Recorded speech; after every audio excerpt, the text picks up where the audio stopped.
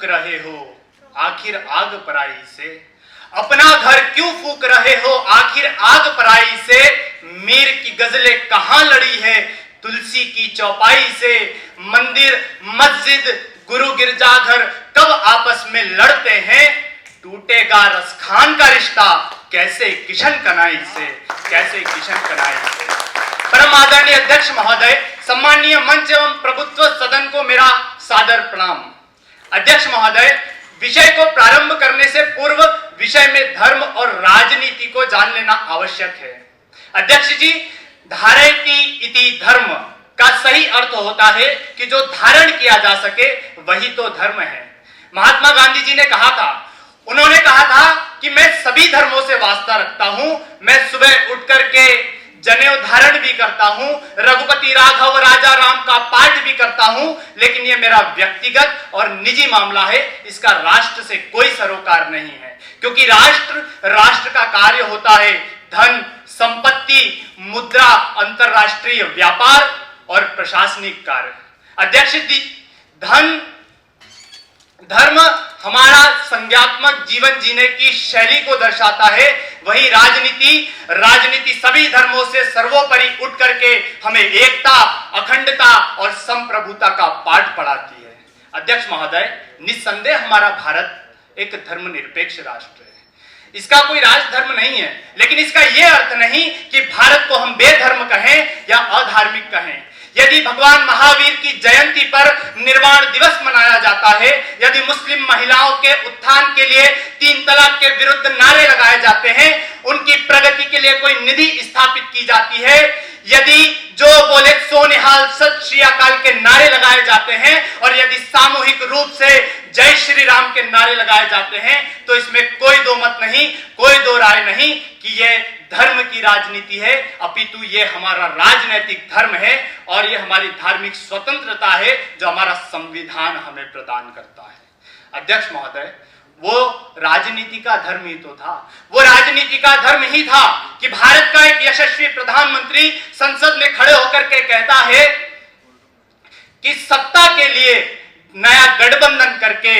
यदि कोई सत्ता हाथ में आती है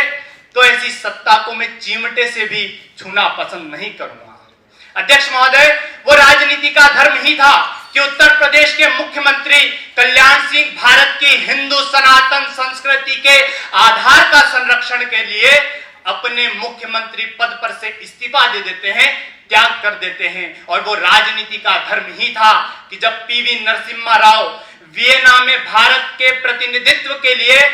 अपने किसी दल के नेता को न भेजकर विपक्षी दल के सबसे सर्वश्रेष्ठ नेता पंडित अटल बिहारी वाजपेयी जी को भेजते हैं। और यहां पर कश्मीरियत पर बात करने वाले लोग ये सुन ले कि वो राजनीति का धर्म ही था कि पंडित जवाहरलाल नेहरू डॉक्टर श्यामा प्रसाद मुखर्जी को विपक्षी दल का नेता होने के बावजूद कश्मीर मामलों का मंत्री बनाते हैं। ये राजनीति का धर्म है।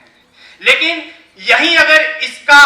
सिक्के का यदि दूसरा पहलू अगर हम पलट करके देखें तो वो धर्म की राजनीति ही थी। वो धर्म की राजनीति ही थी कि आज से 75 साल पहले धर्म के नाम पर संपूर्ण हिंदुस्तान को 2 टुकड़ों में विभाजित कर दिया जाता है। वो धर्म की राजनीति ही थी कि जब दिल्ली की सड़कों पर 3000 निर्दोष सिखों का कत्लेआम करवा दिया जाता है और पूरी राजनीति और पूरी सत्ता खामोश पड़ी रहती है। वो धर्म की राजनीति ही थी कि जब गोधरा की चलती ट्रेन में सैकड़ों हिंदू कार सेवकों को जिंदा जला दिया जाता है। और वो धर्म की राजनीति ही थी कि धर्म के नाम पर, संप्रदाय के नाम पर, आतंकवाद और जिहाद के नाम पर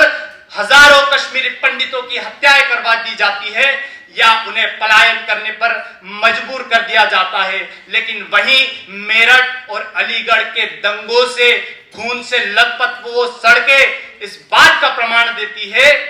कि धर्म के नाम पर वहां पर सैकड़ों मुसलमान भाइयों की हत्या करवा दी जाती है। अध्यक्ष महोदय, किंतु आज आवश्यकता है कि हम राजनीति का एक ऐसा धर्म पुनर्स्थापित करें जिसमें भगत सिंह के साम्यवाद की बात होती हो, जिसमें गांधी के सिद्धांत और सत्याग्रह को बतलाया जाता हो, जिसमें लोहिया के समाजवाद का विश्लेषण किया जाता हो, जिसमें पंडित दीनदयाल उपाध्याय के एकात्म मानववाद को परिभाषित किया जाता हो, ऐसा धर्म, ऐसे राजनीति का धर्म हमें पुनर्स्थापित करने की आवश्यकता है। अध्यक्ष महोदय, अंत में अपनी वाणी को विराम देते हुए संपूर्ण सदन का ध्यान समेटते हुए केवल इतना ही कहना चाहूंगा कि जो जात धर्म में भेद न करती मेरी माता गंगा है, जो जात धर्म में भेद न करती मेरी माता गंगा है, कण कण में है बसा हुआ यहाँ उच्छल जलधि तरंगा है। अरे मुझसे मेरी जात न पूछो, मुझसे मेरा धर्म न पूछो, मैं भारत माँ का बेटा हूं, मेरा धर्म तिरंगा है, मेरा धर्म तिरंगा है। इसी तिरंगे को हमें अपना धर्म बनाना होगा, इसे ही हमें अपनाना होगा, क्योंकि समर शेष है, समर शेष है, समर शेष है। बहुत बहुत धन्यवाद। जय हिंद, जय भारत।